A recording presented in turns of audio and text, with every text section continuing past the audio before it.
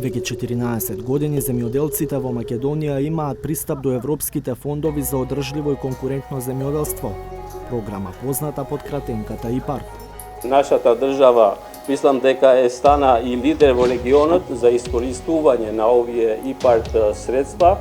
Терминот искористување се користи затоа што, за разлика од домашните, европските субвенции се добиваат само со издржан план за развој и вложување и сопствени средства.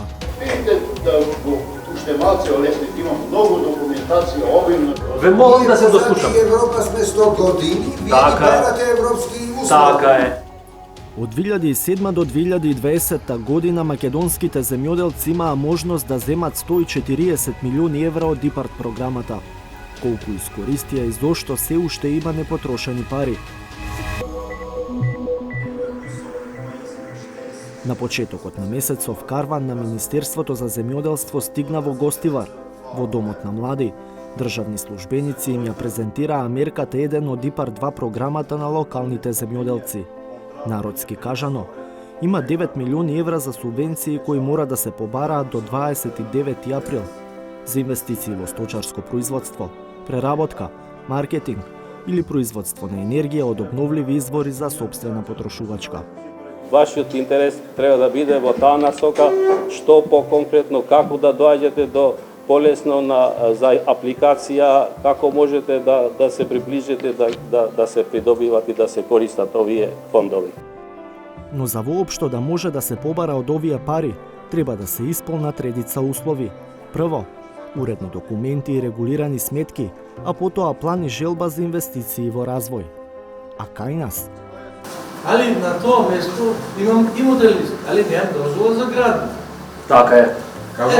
Тука паѓаме свите, 90% служиво сигурно Така е. паѓаат на таа точка. ИПАРД фондовите се малку и барат и поголема, значи, заложба, барат имат обемна документација. Затоа треба на време. Се прави баук од ИПАРДот. Меѓутоа, едноставно е и извакано е се. Сите села во околните нема никој дозвола за градба. Така е. И тоа било така и така е уште. Условите од годинава на вистина се построги, но тие треба да го скратат времето на чекање. Дали некое барање за европски грант е прифатено или не. А и потребните документи сега може да се најдат на интернет. До претходната година, значи, доколку беше некомплетно барањето, доставуваа, повторно ги бара апликантите, бара дополнително да им се достави те барања. Меѓутоа, од оваа година, значи, доколку барањето кое што е подготвено и некомплетно, тогаш ќе биде одбиено. Вреди ли маката на земјоделците да се занимаваат со документација? Прашавме кај оние што успеале да добијат пари од ИПАРД. Марија Тошевска од Крушевското село Светомитрани, која се занимава со полјоделство, житни култури и земјоделско производство, е задоволна. Ни одобрија тробразден плуг, тањирача, влечна тањирача, прскалка, фреза, 5-тонска приколица и фаќалка за ролобали. Очекувавме дека ќе добиеме, но во последните неизвестија и добивме. За разлика од неа, Пецо Колевски од селото Крушеани, општина Кривогаштани, откако не успеал да добие средства, потребниот трактор го купил од свој джеб. Тие што добија некој добија и настреќа, а и претежно со пријател. Значи 2 пати аплицирав и 2 пати ме одбија, од кој првиот пат сум немал доволно капацитет, а вториот пат ме одбија, немале средства да ми исплатат.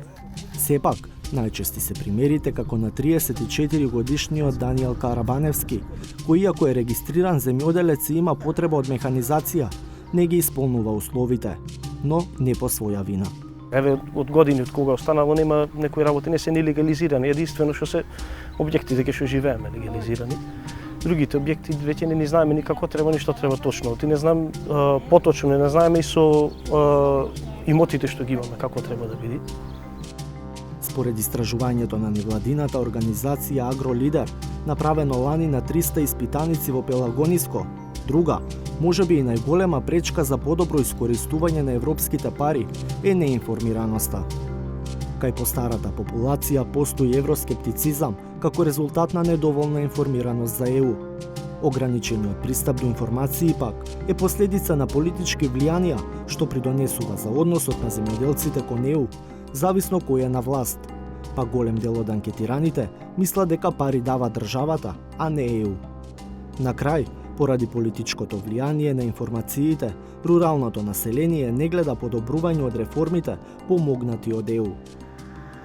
Даниела Цветановска од Агролидер, која работела на истражувањето, вели дека дел од овие перцепции тешко се разбиваат и поради бавната бирократија. Но исто така имаме и случаи на терен каде што со потполна документација, со подпишан договор се чека долго време на спроведување на средствата, но исто така и на доставување на програмата. Со тоа што имаме некои мерки кои што се временски ограничени, треба временски, значи во најбрз можен рок да бидат имплементирани, а не после некое време кога веќе нема да има ефектот од истите. Неинформираноста, но и недостатокот на канали за кредибилно информирање на крај влијаат значителен дел од парите да не се поделат. Со ИПАРД 1, кој почна во 2007 година, на располагање беа ставени 60,7 милиони евра, од кои 75% пари на ЕУ, а 25% домашни пари. До 2014, кога заврши програмата, земјоделците искористија само 17% или 10,3 милиони евра.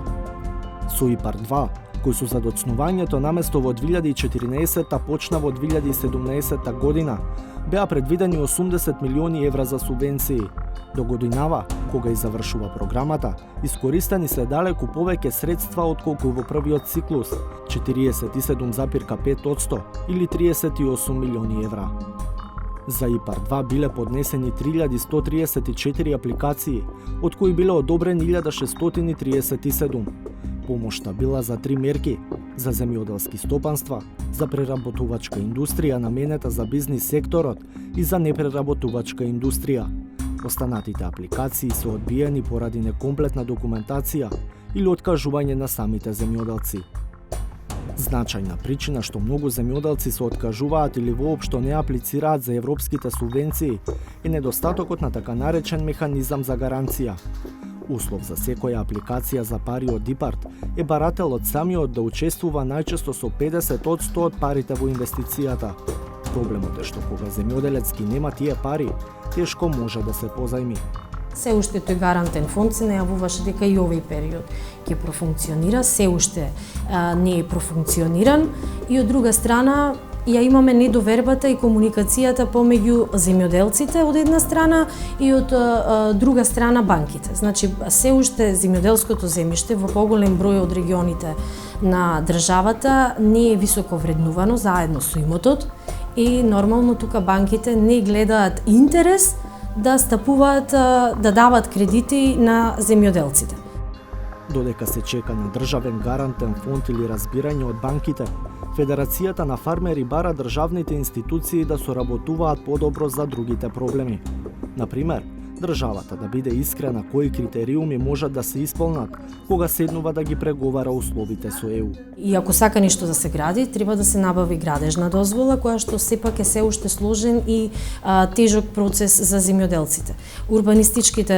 Деталните урбанистички планови се уште за селата се голем проблем и предизвик нормално за самите власти, за локалните општини. И мислам дека тоа посебно треба да се работи во рамките на општините. За недостатоците се свесни и во Агенцијата за финансиска поддршка на земјоделството и руралниот развој. Планот им е проблемот со легализацијата да го решат со државни пари за изработка на локални, детални урбанистички планови. За кредитирањето пак, сасега можат само да бараат разбирање од банките, барем малите земјоделци да имаат начин за осигурување на нивниот кредит.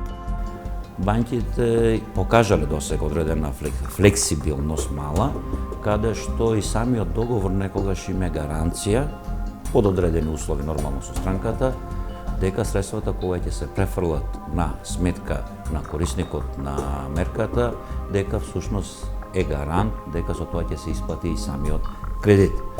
Бабовски вели дека и во моментов има еден вид на државен гарантен фонд, но тој се однесува само на преработувачката индустрија. Аплицираат сега во Министерството за земјоделство, шумарство и водостопанство и другите 50% од нивната инвестиција, за да не би земале големи кредити, за да не би влегувале во долгови, се финансираат оттаму со тоа што финансирањето е со грейс период од 1 година и враќање во наредните 7 години на 7 еднакви рати без камата на овие средства назад во буџетот на државата. Се надевам дека трендот ќе го продолжиме и во иднина, ќе стигнеме и до тој гарантен фонд. Спроведувањето на ИПАР-2 програмата ја следи посебен комитет. Во последниот годишен извештај за 2019 година и таму се укажува дека сепак најголем проблем за подобро искористување на парите е слабата информираност на земјоделците. Затоа институциите почнаа да организираат карвани, како тој во Гостивар.